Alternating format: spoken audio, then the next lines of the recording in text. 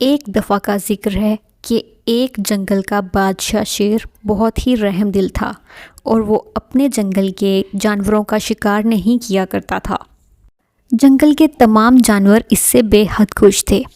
ان میں سے بادشاہ کا سب سے وفادار ہرن تھا۔ ہرن بہت پھرتیلا تھا۔ وہ بادشاہ کو ہر شکار کے بارے میں خبردار کیا کرتا تھا۔ بادشاہ بھی اسے بہت پسند کیا کرتا تھا اور اس پر بہت زیادہ بھروسہ کیا کرتا تھا۔ لیکن لومڑی ہرن سے بے حد جلتی تھی۔ وہ ہرن کی جگہ لینا چاہتی تھی۔ وہ چاہتی تھی کہ وہ بادشاہ کا خاص قرب حاصل کرے۔ وہ بادشاہ اور ہرن کے درمیان بدگمانی پیدا کرنے کی ترکیب سوچتی ہے اور ہرن سے کہتی ہے، دیکھو ہرن بھائی، مجھے تمہاری بہت زیادہ فکر ہے۔ مجھے یہ ڈر ہے کہ کہیں بادشاہ تمہیں اپنی خوراک نہ بنا لیں۔ لومڑی کی بات سن کر ہرن کہتا ہے، نہیں لومڑی بہن، ایسی کوئی بات نہیں ہے۔ بادشاہ مجھ سے بہت زیادہ پیار کرتے ہیں۔ میں بادشاہ کو شکار کی خبر دیتا ہوں، وہ مجھے کبھی نہیں کھا سکتے۔ اس پر لومڑی کہتی ہے، سوچ ہے تمہاری۔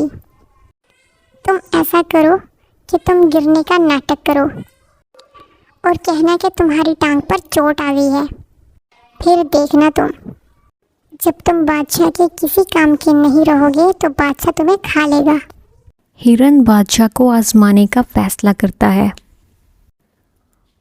وہ بادشاہ کے پاس پہنچتا ہے، لیکن خدا کا کرنا ایسا ہوتا ہے کہ وہ سچ مچ میں گر جاتا ہے اور اس کی ٹانگ پر چوٹ آ جاتی ہے۔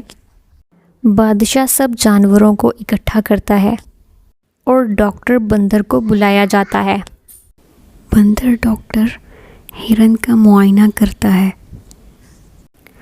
اور کہتا ہے، بادشاہ سلامت۔ ہرن کے علاج کے لیے سب سے مؤثر دوا لومڑی کی چربی ہے۔ لومڑی بہت ڈر جاتی ہے اور پھر لومڑی کے ساتھ جو ہوتا ہے وہ تو آپ سمجھ ہی گئے ہوں گے۔ اس لیے تو کہتے ہیں جس کے لیے گڈھا کھودو گے اس میں خود ہی گرو گے۔